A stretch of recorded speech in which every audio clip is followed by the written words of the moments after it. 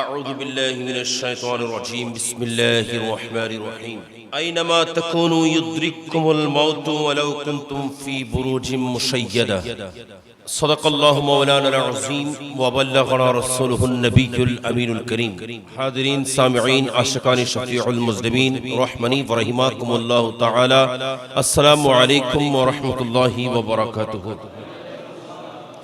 মহান রব্বুল আলামিন পাক পরওয়ারদিগার আমাদেরকে দয়া করে মেহেরবানি করে সফরুল খায়রের প্রথম জুমায় সমবেত হওয়ার তৌফিক দিয়েছেন। সে রব্বে করিমের দরবারে শুকরিয়া আদায় করে উচ্চস্বরে বলি আলহামদুলিল্লাহ। আমি যে আয়াতে কারিমা আপনাদের খিদমতে আরজ করেছি, মহান রব্বুল আলামিন আহকামুল হাকিমিন এই আয়াতে কারিমার মাধ্যমে আমাদেরকে এলান করছেন, তোমরা যেখানেই থাকো না কেন তোমাকে সেখানেই পাকড়াও করবে, তুমি যেখানেই যাও তোমাকে সেখানেই ধরবে। যেটার নাম যদি মওত কারো কাছে না আসতো তাহলে আমার রাসূলের কাছে না আসতো, কিন্তু আমার রাসূলকেও আল্লাহ ওই মওত নামক বস্তুর স্বাদ দিয়েছেন। কেন? কারণ দুনিয়াকে জানিয়ে দিয়েছেন আমি যাকে হাবিব বানিয়েছি, যাকে আমি খাজিনার মালিক বানিয়েছি, এই জাহান সৃষ্টি করে আমি যাকে সুপর্দ করেছি। আর রাসূল নিজেই বলছেন উতিতু মাফাতিহা খাজাইনিল আরদি, আমি রাসূলকে আল্লাহ সমস্ত কিছুর খাজিনা দান করেছেন। কারণ দুনিয়াকে জানিয়ে দিয়েছি যে প্রত্যেকটা আত্মাকে কুল্লু নাফসিন যায়কাতুল মউত, প্রত্যেকটা মানুষকে একদিন না একদিন মৃত্যুর স্বাদ গ্রহণ করতে হবে। তবে মৃত্যু মানে আবাদুল আবাদের জন্য মরে যাওয়া নয়, একেবারে মরে যাওয়ার নাম মৃত্যু নয়।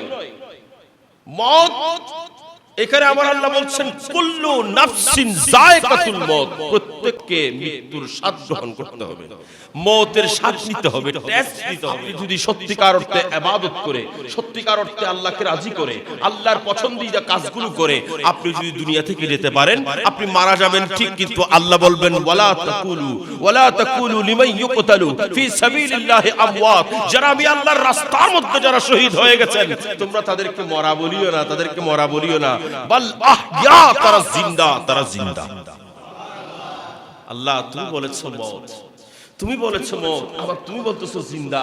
আমার আল্লাহ বলছেন মওত তো আমি শ্বাস গ্রহণ করতে দিয়েছি, এটা একেবারে মরে যাওয়ার জন্য দিই নাই, আমি আল্লাহ দিয়েছি তো শ্বাস গ্রহণ করতে দিয়েছি।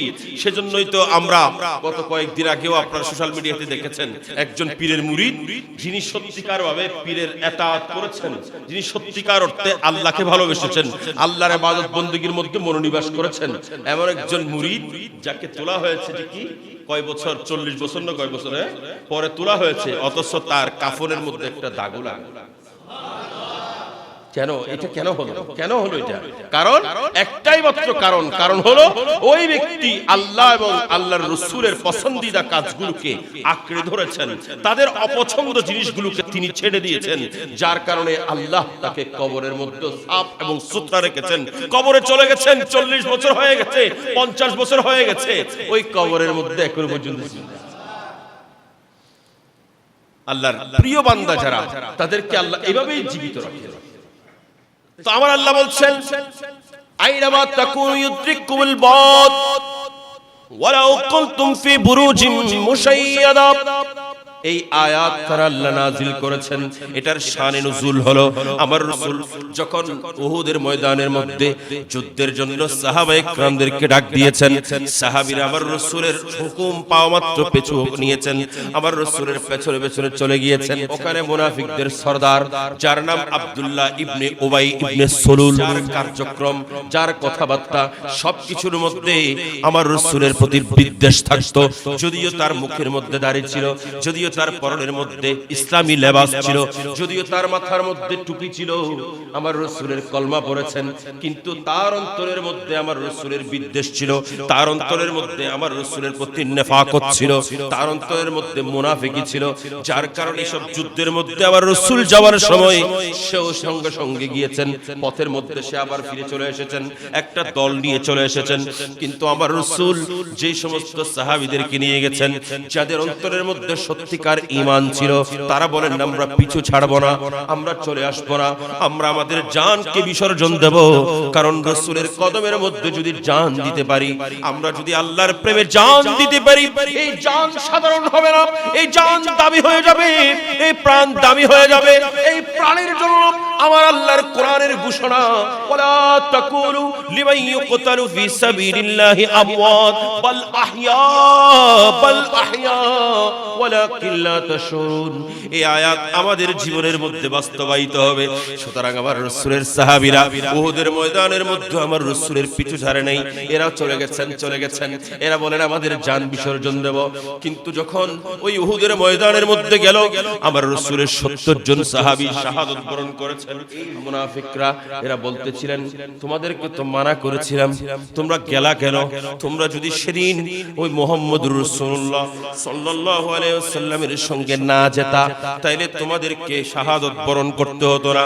এই সমস্ত মানুষ আমাদের পরিবারের সদস্য, আমাদের আত্মীয়, আমাদের দেশবাসী, এদেরকে শাহাদাত বরণ করতে হতো না। এভাবে যখন তাদেরকে বলতে শুরু করলেন, এই আয়াতে কারিমা নাযিল হলো, আইনামা তাকুনু ইউদ্রিকুমুল মাউত ওয়ালাউ কুনতুম ফি বুরুজিম মুশাইয়াদা। এ বান্দারা, তোমরা যেখানে যাও, আমি আল্লাহর পক্ষ থেকে মত নামক ওই বস্তু তোমার পিছু ছাড়বে না, তোমাকে যেখানে যাও সেখানেই পাকড়াও করবে।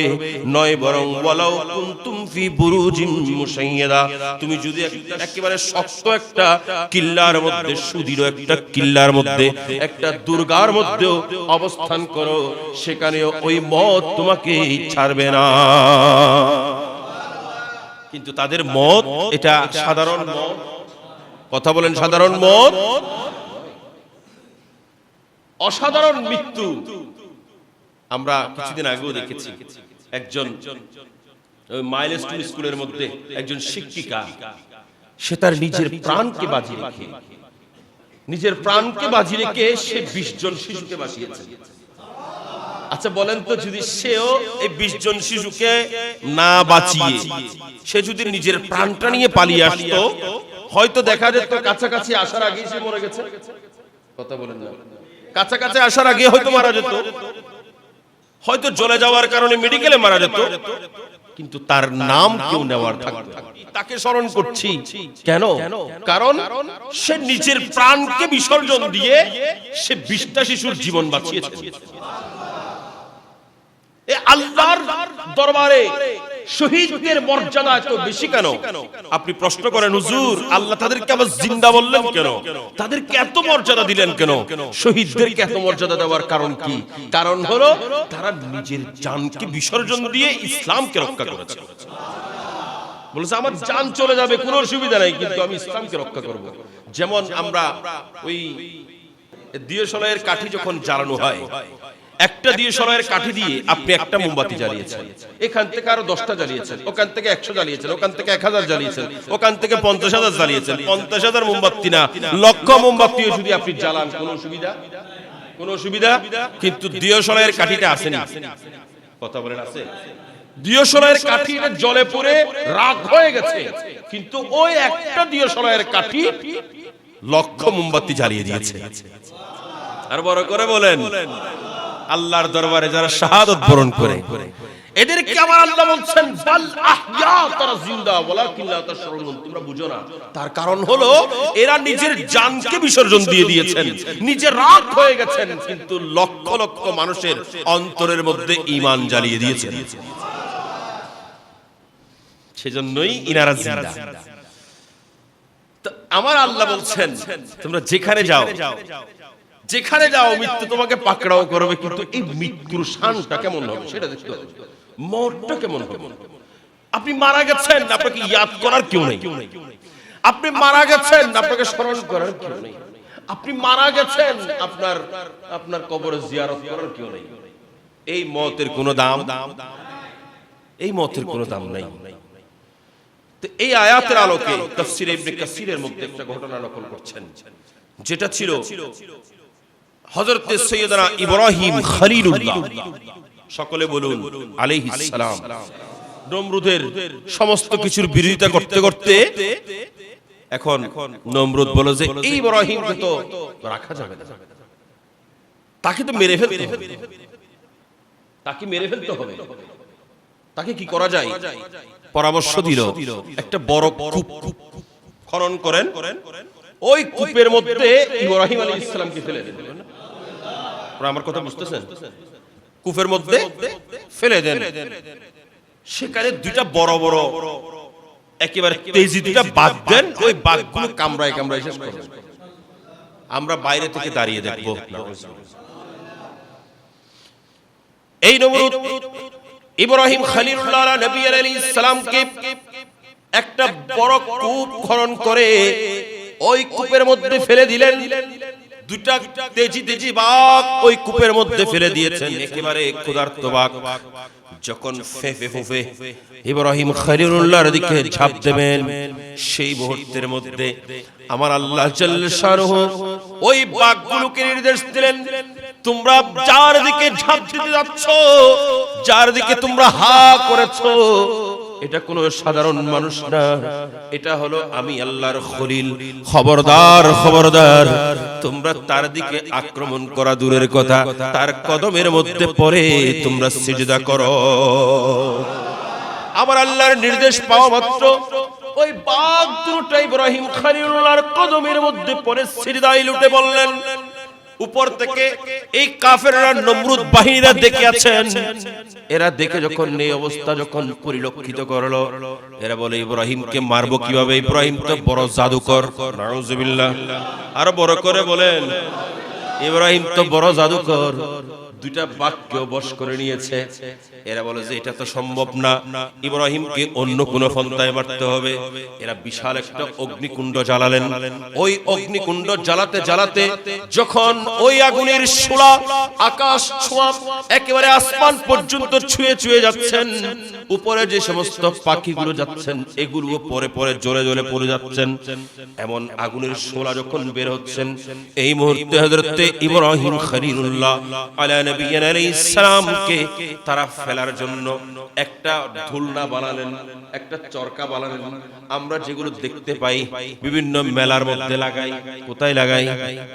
মেলার মধ্যে কতগুলো চরকা লাগাই না উল্টো গুলোতে? দেখুন আমরা উল্টা গুলোতে কতগুলো চরকা লাগাই না? এইভাবে গুলোতে সেটা না, এইভাবে উপর দিকে গুলোতে। এগুলো কিন্তু শিখেছেন তো নমরুদ বাহিনী থেকে শিখেছেন। নাউজুবিল্লাহ। ওখানে উঠলে দেখবেন যে মাথাটা কেমন করে ঘোরায়, কখনো উঠলে দেখবেন বাচ্চারা চিল্লায়, কেন? মাথা ঘোরায়, ভয় পায়। আসলে কিন্তু ভয়ার্থ জিনিস, যত বেশি ঘুরবে, ঘোরার পরে যদি কোনোভাবে কেটে যায় তাহলে বাচ্চাটাও মরবে, বাচ্চার মা থাকলে মাও মরবে, ঠিক না? ঠিক। এই ধরনের ধুলনাগুলোর মধ্যে গজব থাকে, গজব গজব। একটু মিসাল দিচ্ছি, আমরা নামাজ পড়ি না? কথা বলে নামাজ পড়ি না? নামাজ পড়ার মধ্যে বাধা আছে? বাধা আছে? নিষেধ আছে? নাই। তিনটা সময় নামাজ পড়া নিষেধ। কয়টা সময়? তিনটা সময়। কোন কোন সময়? মাশাআল্লাহ, এখানে ছোট্ট মাসুম বাচ্চা, আপনারা বলার আগে বাচ্চারা বলে দিচ্ছেন। কি বলতেছেন? সূর্য ওঠার সময়, সূর্য যখন স্থির হয় তখন, আবার সূর্য ডুবার সময়। তিন সময়ে নামাজ পড়া বড় করে হবে। কেন? এটা তো আল্লাহর দ্বীন, এটা তো আল্লাহর দ্বীন। নামাজ এখানে বন্ধ কেন? আপনি যদি ফিকহ খুলেন, ফিকহর কিতাব খুলেন, দেখবেন এই তিন সময়ে নামাজ পড়া নিষেধ। কারণ এই তিনটা সময় ওই সূর্য পূজারীরা এরা সূর্যকে পূজা করে, বড় করে হয়। এরা সূর্যকে পূজা করে বিদায় এই কাজটা আমাদের জন্য নিষেধ, এটা আমাদের জন্য হারাম। এই কাজটা যদি আমার জন্য হারাম হয়, নামাজের মতো এত বড় একটা কাজ, এটা ওদের সঙ্গে আমার মিলে যাচ্ছে বিদায় এটা হারাম। এখন দুলনা যেটা নমরুদ বানিয়েছিলেন ইব্রাহিম খলিলুল্লাহকে ফেলার জন্য, এই ধরনের দুলনা অনুকরণ করে আপনি যে বানিয়েছেন, আপনার এলাকায় লাগিয়েছেন, আপনি সেখানে আপনার সন্তানকেও চড়াচ্ছেন, ওটাকে লাগানোর অনুমতিও দিয়েছেন, ওখানে আপনি ভাড়াও দিয়েছেন, এটা জায়েজ হয়েছে? কথা বলেন, জায়েজ হলো? সেজন্য মনে রাখবেন, যেই সমস্ত বিষয় বিধর্মীদের সঙ্গে সাদৃশ্য হয়, আমার রাসূল বলছেন যে যাকে অনুসরণ করবেন সে তার সঙ্গী হবে।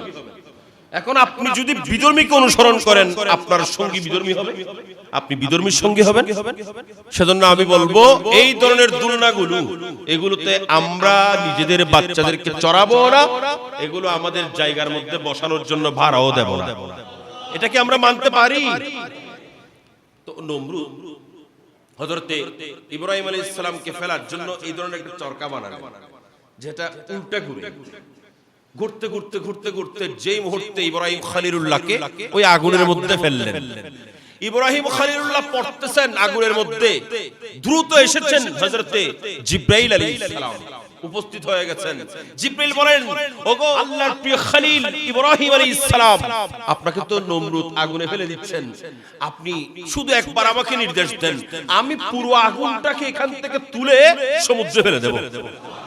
কোনো ব্যাপারই না আমার জন্য, শুধু আমাকে একবার নির্দেশ দেন। ইব্রাহিম খলিলুল্লাহ আলা নবিয়্যিনা আলাইহিস সালাম, ওনার প্রেম দেখুন, কত ভালোবাসা, আল্লাহর প্রতি কত ভালোবাসা, আল্লাহর প্রতি কত তাওয়াক্কুল।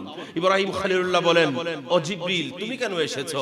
তুমি কেন এসেছো? আমি যার জন্য পাগল হয়ে গেছি, যার প্রেমে আমি বিমূঢ়, সে আল্লাহ আমাকে দেখতেছেন না, সে আল্লাহ আমাকে দেখতেছেন, তুমি কেন আমাকে রক্ষা করবা?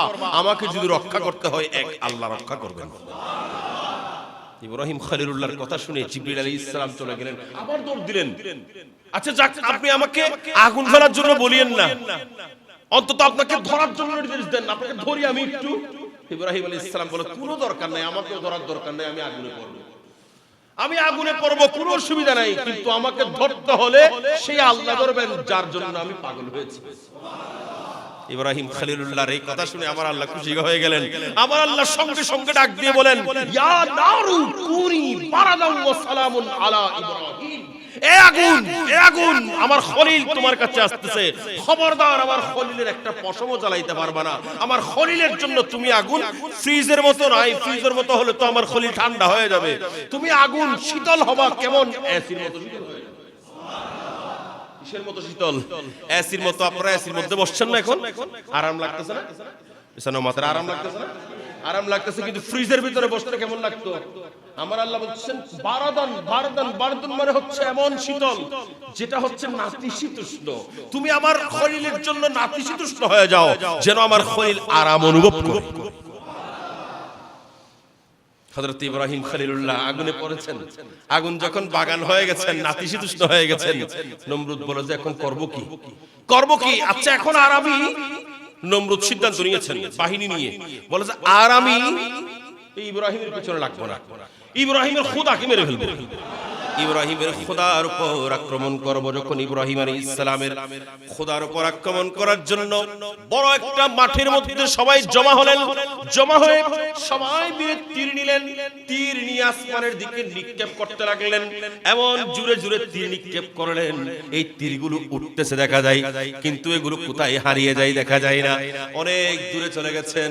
আমার আল্লাহ বলেন, এই সমস্ত জালেমদেরকে আমি আল্লাহ তাদেরকে নিয়ে একটু আমি আল্লাহ তাদেরকে একটু দেখাই। আমার আল্লাহ বলেন, এ আমার ফেরেশতারা, এই তীরগুলোর আগার মধ্যে তোমরা মাছের রক্ত লাগায়া দাও। কি লাগায়া দাও? ব্যাগ্র হন না কি? মাছের রক্ত লাগায়া দাও। মাছের রক্ত লাগিয়ে দিলেন। মাছের রক্ত যখন লাগিয়ে দিলেন, ওই তীর যখন নিচে আসলো আবার ফিরে, তখন তারা খুশি হয়ে গেছে, বলে যে আমরা তো ইব্রাহিমের খোদাকে মেরে ফেলেছি, নাউজুবিল্লাহ।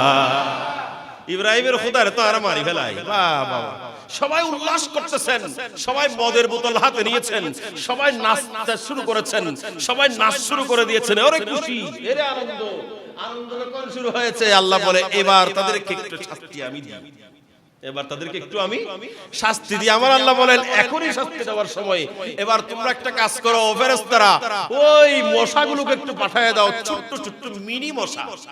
কি মশা? আচ্ছা, একটা হাতের উপর যদি কয়েকশো মশা আমরা হাতের তালুর মধ্যে নেই, কয়েকশো মশা যদি হাতের তালুতে নেই, দেখা যাবে কয়েকশো মশা দিতে পারবো না হাতের তালুতে। ছোট্ট ছোট্ট মিনি মিনি মশা পাঠিয়ে দিয়েছেন আল্লাহ, বলে যে এ আমার ফেরেশতারা মশা পাঠাই দাও, মশা মশা। বড় হাতি জাতি পাঠাইলে হবে না, ছোট ছোট মশা পাঠাও। যখন মশার ঝাঁক আসমানের দিক থেকে আসতেছিল, এরা উপরের দিকে তাকিয়ে এরা আবার হাসি শুরু করে দিয়েছে, বলে ছোট্ট ছোট্ট মশা পাঠাইছে আমাদের জন্য। আমাদের জন্য কি পাঠাইছে? ছোট্ট ছোট্ট মশা পাঠাইছে, আমরা হাতিকে মারার জন্য মশা। এটা কোন ধরনের হিসাব? সবাই হাসতেছেন। এমন সময়ে মশাগুলো এসে এমন ভাবে আক্রমণ করেছেন, পুরো নমরুদ বাহিনী শেষ করে দিয়েছেন। এখন নমরুদ যখন অবস্থা বেগতিক দেখলেন, সে তাড়াতাড়ি দৌড় দিয়েছেন ওই ঘরের দিকে যেটা সে মাটির নিচে বানিয়েছে, যে ঘরটাকে সে বেহেশত বলতো। নাউজুবিল্লাহ। আর মনে করে বলেন, নমরুদ বলে আমি একটা বেহেশত বানিয়েছি, বেহেশতের দিকে দৌড়ানো শুরু করেছে। আর নমরুদের নাকের ভেতরে, নাকের যে পশম, ওই নাকের পশমের মধ্যে ঢুকে বসে আছেন একটা ল্যাংড়া মশা। কি মশা? নামাতে কি মশা? ল্যাংড়া। ল্যাংড়া এগুলো তাফসীরের কথা বলতেছি, এগুলো আমার ঘর থেকে বলতেছি না। কি মশা? সে যখন ওখানে আরামের মধ্যে বসেছেন, এবার কামড়ানি শুরু করেছেন। ওই ল্যাংড়া মশা এক কামড় দেয়, নমরুদের মাথা ধরে যায়। দ্বিতীয় কামড় দেয়, নমরুদের মাথা ধরে যায়। এই মশা এবার জোরে জোরে কামড়ানো শুরু করলো, ব্রেইনের মধ্যে ঢুকে গেল। ব্রেইনের মধ্যে ঢুকে এমন ভাবে কামড়ানো শুরু করলো, কিছুক্ষণ পর পর কামড়ায়, কিছুক্ষণ পর পর কামড়ায়। নমরুদ বলে তার খাদেম যারা আছেন, তার চাকর যারা আছেন, তাদেরকে বলেন তোমরা আমার মাথার মধ্যে চাপটাও, আমার মাথার মধ্যে আঘাত করো। যত মাথার মধ্যে আঘাত করে তত ভালো লাগে, যত মাথার মধ্যে আঘাত করে তত ভালো লাগে। এভাবে মারতে থাকেন, এভাবে মারতে থাকেন। নমরুদের ভালো লাগে, নমরুদ অস্থির হয়ে যাচ্ছেন, পাগলের মতো হয়ে যাচ্ছেন, পাগলের মতো হয়ে যাচ্ছেন। এবার আরো জোরে কামড় দেয়, এবার আরো জোরে কামড় দেয়। যত বেশি কামড় দেয় নমরুদ তত অস্থির হয়ে যায়। শেষ পর্যন্ত নমরুদ বলে তোমরা এইভাবে হাত দিয়ে মারলে হবে না, হাত তো নরম, হাতের তালুও নরম, তোমরা এটা দিয়ে মারলে আমি শান্তি পাচ্ছি না। তোমরা একটা শক্ত কিছু নাও, এটা দিয়ে আমাকে মারো, এটা দিয়ে আমার মাথায় আঘাত করো। তখন নমরুদের সঙ্গে যে খাদেম ছিল, সে তো পেয়েছে একটা জুতা, যেটা খরম, যেটা ছিল খরম। খরম মানে হলো আমাদের জুতার মতো জুতা না, আমাদের জুতাগুলো হচ্ছে চামড়ার, এগুলোকে আমরা বলি জুতা। আর খরম বলা হয় যেগুলো কাঠ দিয়ে বানানো হয়, গাছ দিয়ে যেগুলো বানানো হতো, এগুলোকে বলা হতো খরম। নমরুদের ওই প্রজা, নমরুদের ওই খাদেম একটা জুতা নিলেন, একটা খরম নিলেন, ওই খরম দিয়ে আঘাত শুরু করলেন। যত মারে নমরুদের ভালো লাগে, নমরুদের মাথা থেকে রক্ত বের হওয়া শুরু করেছেন। কিন্তু নমরুদ বলে রক্ত বের হলেও মারো, আমার ভালো লাগে। আরো জোরে মারে, আরো ভালো লাগে। এভাবে মারতে মারতে হঠাৎ করে যখন নমরুদ তার সঙ্গে রেগে গেলেন, এত আস্তে মারো কেন, জোরে জোরে মারো, আমার ভালো লাগতেছে না, আমার কষ্ট লাগতেছে, জোরে জোরে মারো। এখন নমরুদের খাদেম রাগ করে এমন জোরে মারলেন বাড়ি, এক বাড়িতে নমরুদ শেষ হয়ে গেল। নমরুদ শেষ হয়ে যাওয়ার পরে নমরুদ যখন মরে গেল, এবার নমরুদকে বের করলো তার বেহেশত থেকে। আর ইব্রাহিম খলিলুল্লাহ বলেন খবরদার, মনে রাখো, মনে রাখো, যারা আল্লাহর সঙ্গে এবং আল্লাহর নবীর সঙ্গে শত্রুতা করবেন, তাদের জন্য দুনিয়ায় বলো আখিরাতে বলো কোথাও শান্তি নাই, কোথাও শান্তি নাই। যেখানেই যাবা সেখানেই তোমাদেরকে লাঞ্ছনা ভোগ করতে হবে। আল্লাহ এবং রাসূলের দুশমন যেখানে যাবেন সেখানে লাঞ্ছনা ভোগ করতে হবে। মনে রাখবেন পৃথিবীর মধ্যে চারজন বাদশা। কয়জন? চারজন বাদশা। চারজন বাদশার মধ্যে একজন বাদশা যার নাম হলো নমরুদ। যার নাম হলো এই নমরুদকে আল্লাহ মেরেছেন ল্যাংড়া মশা দিয়ে। কেন? দুনিয়াকে আরেকটা জিনিস এখান থেকে শিক্ষা দিয়েছেন। সেই শিক্ষাটা কি আমরা সবাই এই বিষয়টা জেনে নিই। আজকের জুমা থেকে আমরা নিজের অন্তরের মধ্যে জিনিসটা গেঁথে নিই।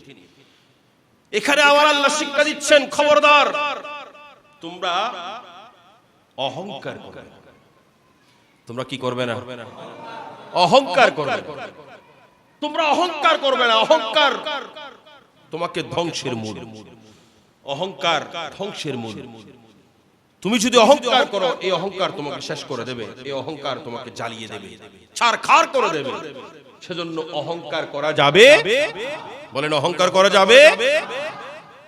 হযরতে আব্দুল্লাহ ইবনে মাসউদ রাদিয়াল্লাহু তাআলা উনি এলান করছেন, আন্নান নবী সাল্লাল্লাহু আলাইহি ওয়াসাল্লাম قال لا يدخل الجنة من كان في قلبه مثقال ذرة من كبر। যার অন্তরের মধ্যে অনুপরিমাণ, সামান্য পরিমাণ যদি কার অন্তরে অহংকার থাকে, সেই কখনো লা ইয়াদখুলুল জান্নাহ, জান্নাতে প্রবেশ করতে পারবে না। তাহলে এই নমরুদ শেষ হয়েছে অহংকারের কারণে। আমরা নিজের অন্তর থেকে অহংকারকে বের করে দিয়ে নিজের অন্তরকে পবিত্র করব। একটু বড় করে বলেন। আর আমার রাসূল সাল্লাল্লাহু আলাইহি ওয়াসাল্লাম আরো এলান করছেন, হযরত সাওবান রাদিয়াল্লাহু তাআলা আনহুর বর্ণনা, যখন মানুষের জিসিম থেকে রূহ বের হয়, ওয়া হুয়া বারিউম মিনাস সালাস, সে ব্যক্তি যদি তিনটি জিনিস থেকে মুক্ত থাকে। কয়টি জিনিস? তিনটি জিনিস থেকে মুক্ত থাকে। ফারাকার রূহুল জাসাদা ওয়া হুয়া বারিউম মিন সালাস দাখালাল জান্নাহ, সেই ব্যক্তি জান্নাতে প্রবেশ করবেন যদি তার ভেতরে তিনটি জিনিস না থাকে। কয়টা জিনিস? তিনটি জিনিস না থাকে, সে ব্যক্তি ইন্তেকালের পরে জান্নাতে প্রবেশ করবেন। তিনটি জিনিস কি কি? আমার রাসূল বলছেন আল কিবির, একটা হলো কি? সবাই বলেন অহংকার। এটা হলো কি? কিবির। কিবির মানে হচ্ছে অহংকার। ওয়াদাইন, দুই নাম্বার হলো ঋণ। ঋণ, দুই নাম্বার হলো কি? ঋণ। ঋণ মানে বুঝছেন? কর্জ। আরেকজনের কর্জ আপনার ভেতরে আছে, আপনি এটা নিয়ে মারা গেছেন, আপনার জন্য জান্নাত বন্ধ, আপনার জন্য জান্নাত বন্ধ। তিন নাম্বার হলো ওয়াল গুলুল। ওয়াল গুলুল মানে হচ্ছে খায়ানত। কোন মানুষ আপনাকে আমানত দিয়েছেন, আপনি খায়ানত করেছেন। এখন খায়ানত বলতে গেলে আরো সময় লাগবে। খায়ানত মানে শুধুমাত্র মালের খায়ানত না, আপনি কারো ইজ্জতের উপর হামলা করেছেন, কারো ইজ্জত খায়ানত করেছেন, আপনি কোন মানুষের গীবত করেছেন, আপনি তার সম্মানের খায়ানত করেছেন। আছে না নাই? কোন মানুষ এখানে উপস্থিত নাই, আমি তার বিরুদ্ধে কথা বললাম, তাইলে বোঝা গেল আমি তার ইজ্জতের বিরুদ্ধে খায়ানত করলাম, তার ইজ্জত খায়ানত করলাম। তার ইজ্জত এটা আমার জন্য সর্দার ছিল, আমি সেটা খায়ানত করেছি। আন সাওবানিন নবী সাল্লাল্লাহু আলাইহি ওয়াসাল্লাম قال মান ফারাকার রূহুল জাসাদ ওয়া হুয়া বারিউম মিন সালাস দাখালাল জান্নাহ, যে ব্যক্তি তার জিসিম থেকে রূহ বের হয়ে যাচ্ছে, অর্থাৎ মারা যাওয়ার সময় তার ভেতরে যদি এই তিনটা জিনিস না থাকে, আমার রাসূল তার জন্য জান্নাতের সার্টিফিকেট দিলেন। এক নম্বর হলো আল কিবির অর্থাৎ অহংকার, দুই নম্বর হলো ওয়াদাইন এবং ঋণ কর্জ, তিন নম্বর হলো ওয়াল গুলুল, তিন নম্বর হলো আমানতের খায়ানতদারি। এই তিনটা বিষয় যদি আপনি পাক থাকতে পারেন, এই তিনটা বিষয় যদি আপনি মুক্ত থাকতে পারেন, তাহলে আমার রাসূল আপনার জন্য জান্নাতের সার্টিফিকেট দিলেন। আমার ভাইয়েরা, আমরা যারা আজকে এখানে বসেছি, আজকের জুমা থেকে আমি মনে রাখবো অহংকার করা যাবে। কথা বলেন, অহংকার করা যাবে। আমি অমুক সেটা বলা যাবে। সেজন্য আমার আল্লাহ প্রায় আয়াতের মধ্যে আমি বলে নাই, আমার আল্লাহ বলেছেন আমরা। কি বলেছেন? এটা বলতে গেলে সময় লাগবে, ইনশাআল্লাহ মিলাদুন নবীর মাসের মধ্যে আপনাদেরকে এটা নিয়ে আলোচনা করব। আমরা বলেছেন আমার আল্লাহ, এখানে আমার আল্লাহ আমি বলে নাই। কারণ আমরা শব্দ ব্যবহার করেছেন, কারণ আল্লাহ তো একজন। কথা বলেন না, আল্লাহ কয়জন? একজন। তারপর আল্লাহ বলতেছেন আমরা। আমরা কেন বললেন? আমরা বলেছেন এজন্য যে যাতে করে আমরা আমাদের ভেতর থেকে আমি শব্দ বাদ দিয়ে আমরাকে যুক্ত করি। কথা বুঝেছেন? আল্লাহ পাক জাল্লা শানহু যেই কথাগুলো আপনাদের খিদমতে আরজ করেছি, আল্লাহ পাক আমাদেরকে এগুলো বুঝার, এগুলোর উপর আমল করার আল্লাহ তৌফিক এবং শক্তি দান করুন।